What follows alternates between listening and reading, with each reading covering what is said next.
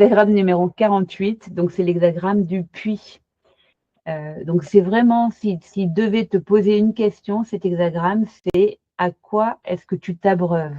Donc entre s'abreuver et se nourrir, il y a pas beaucoup de différence en fait. Maintenant, là, si tu veux bien, tu peux prendre une bonne, belle respiration et te poser ces questions-là. À quoi est-ce que je m'abreuve? Comment est-ce que je nourris mon esprit?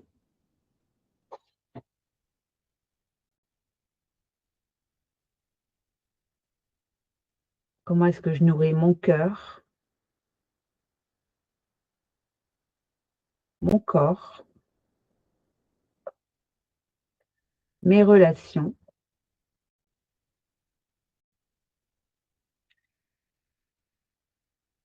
Alors pourquoi je te propose de te poser ces questions? Parce que c'est vrai qu'on est dans un monde en fait où il est vraiment facile de s'alimenter en permanence.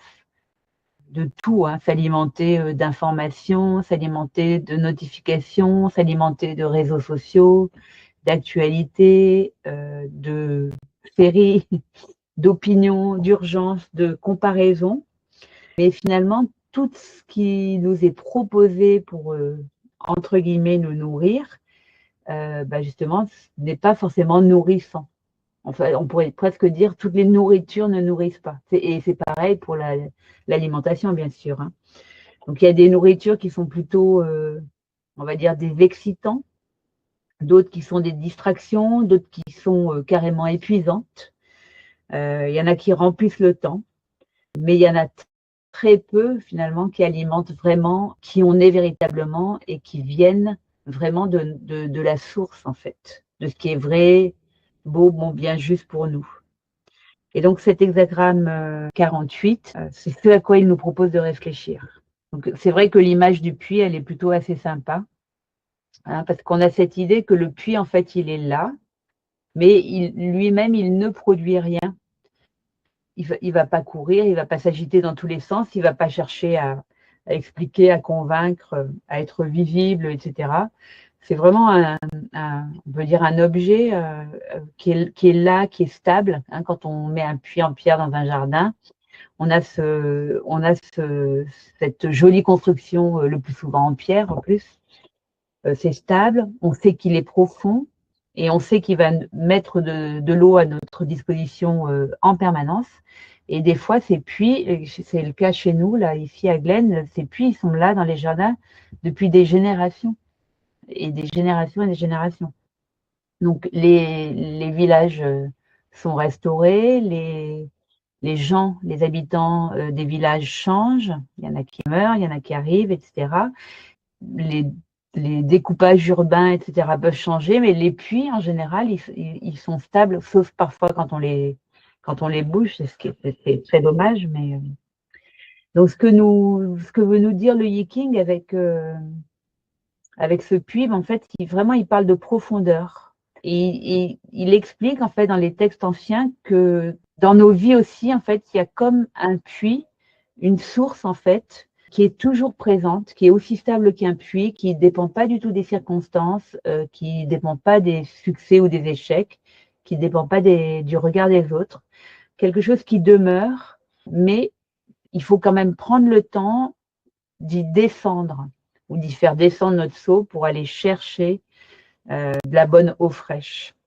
Parce qu'en général, le problème, c'est pas du tout une absence de source. C'est le problème, c'est que on reste complètement en surface et puis on ne pense pas à descendre dans la profondeur pour aller chercher cette source.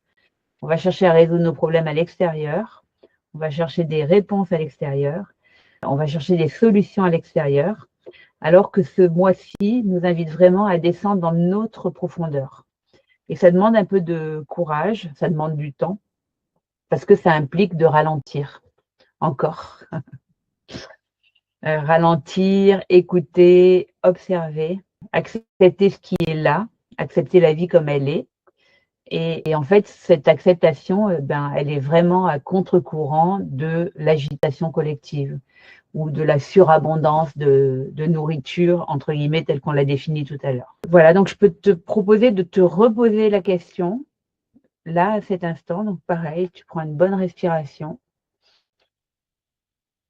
Qu'est-ce qui nourrit réellement ma vie aujourd'hui?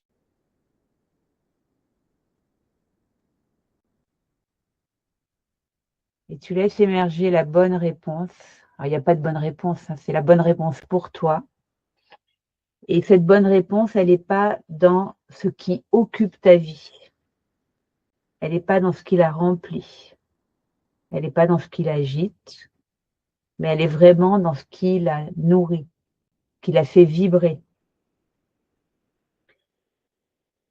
Et pour aller un peu plus loin, tu peux te demander quelles sont les personnes qui nourrissent ma vie, vraiment.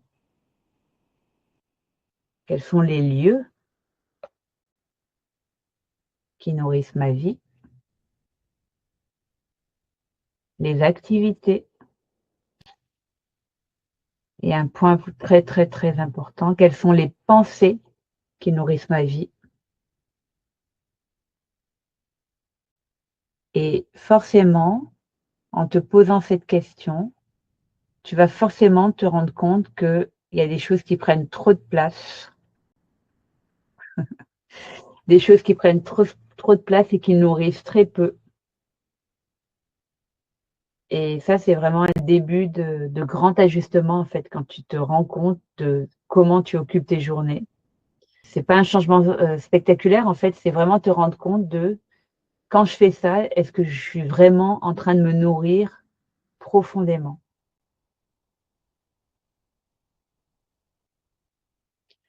Et ça peut être vraiment intéressant d'aller un peu plus loin, donc durant ce mois de juillet, pour se demander à quoi est-ce qu'on donne encore beaucoup d'énergie aujourd'hui, alors que ça ne nous nourrit plus. On fait ça par habitude ou pour faire plaisir. Donc le puits, l'hexagramme du puits, il vient vraiment en fait te proposer avec beaucoup de douceur, sans jugement, toujours de toi à toi, te poser ces questions-là. Qu'est-ce qui me nourrit vraiment aujourd'hui et à quoi est-ce que je donne trop de place en fait?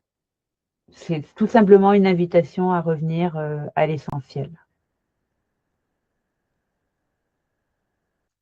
Alors, le puits en clé génétique, il va nous proposer de passer de l'inadaptation à l'ingéniosité, puis à la sagesse. Donc ça va bien avec ce qu'on vient de faire hein, comme question aujourd'hui. L'inadaptation, qu'est-ce qui est plus du tout adapté dans ma vie? Comment l'ingéniosité, comment je vais le mettre en place dans ma vie? Comment je vais trouver de la place pour avoir le temps de retourner à quelque chose qui me nourrit vraiment? Et la sagesse. Donc l'inadaptation, c'est l'ombre. Donc c'est pas forcément un problème, mais c'est comme un signal. Le signal que quelque chose ne correspond plus. Donc là, on a pu se rendre compte dans la question qu'on vient de se poser. Le signal qu'on est en train d'évoluer, que l'ancien fonctionnement ne nous nourrit plus. Et quand on ressent cette inadaptation, inadéquation, on pourrait avoir tendance à croire que quelque chose ne va pas chez nous. Mais du coup, si on fait ça, on est dans le jugement. Et en plus, on va chercher à s'adapter davantage. On va forcer. On va essayer de rentrer dans le moule, comme les tartes. J'avais une blague comme ça. Et le puits, lui, il nous dit quelque chose de tout à fait différent. Il nous dit, la question, c'est pas de savoir si tu es adapté. La question, c'est de savoir, est-ce que tu es bien connecté au bon endroit? Ce qui n'est pas du tout pareil. Hein. Entre chercher à être dans l'adaptation et chercher à être là où tu dois être, c'est pas pareil. Qu'une personne qui est profondément reliée à elle-même, elle va pouvoir traverser des périodes d'incertitude, de découragement, mais sans perdre son centre. Alors que si elle est uniquement dans l'adaptation et du coup l'inadaptation, il est dur ce mot, ça va être plus difficile hein, quand tu es déconnecté de ta source, tu vas vite te sentir perdu face aux difficultés extérieures. Ouais, donc je crois que c'est vraiment un message important aujourd'hui parce que combien il y a de gens qui paraissent réussir et qui en fait intérieurement sont complètement épuisés. Hein, toutes les personnes qui font des burn-out, en fait, c'est ça. Combien il y a de personnes qui accumulent des formations et puis finalement qui ne savent plus ce qu'elles veulent faire réellement et ce qu'elles vont faire de ces formations ensuite. Combien il y a de personnes qui ne pensent même pas à se nourrir elles-mêmes. Combien il y a de gens qui s'occupent de tout le monde sauf d'eux-mêmes, chez les thérapeutes notamment, c'est quand même assez fréquent.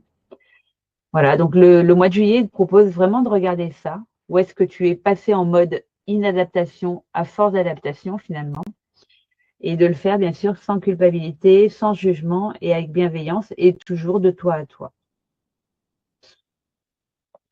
Et donc, le don, ensuite, ça va être l'ingéniosité.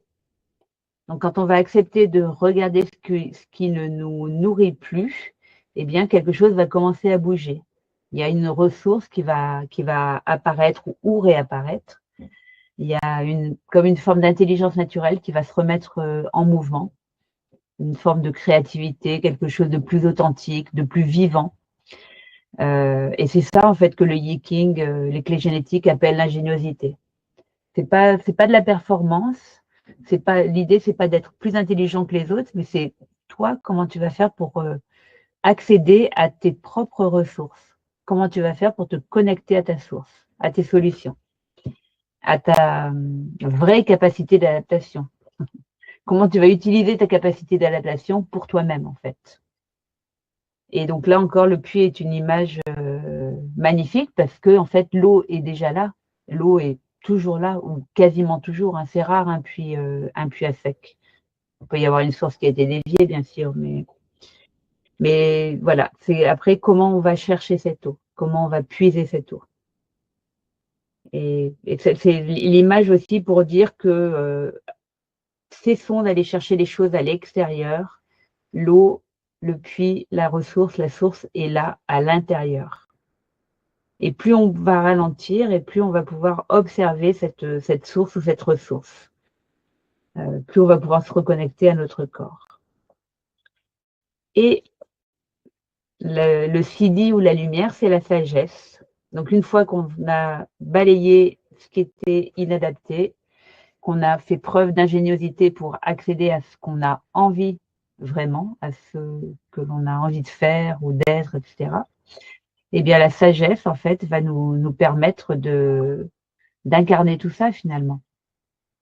La sagesse de celui ou de celle qui sait trouver sa source, qui sait revenir à son centre, qui n'a plus besoin de courir partout pour trouver des réponses. C'est une sagesse qui ne dépend pas des circonstances, qui ne dépend pas de l'extérieur, qui ne dépend pas du regard des autres et qui naît de la connexion profonde à quelque chose de stable.